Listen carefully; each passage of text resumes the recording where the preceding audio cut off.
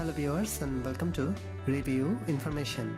In this video I will show you how to set date and time in Xiaomi Redmi 7 smartphone.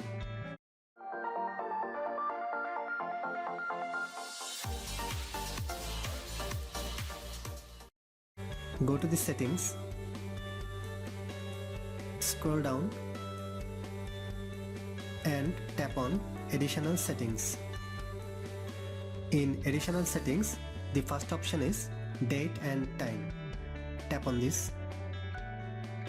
All the settings are set to automatic. To set date and time manually, you have to disable all the settings. First, toggle up this button to disable automatic date and time. Then disable automatic time zone. Then disable automatic 24-hour format.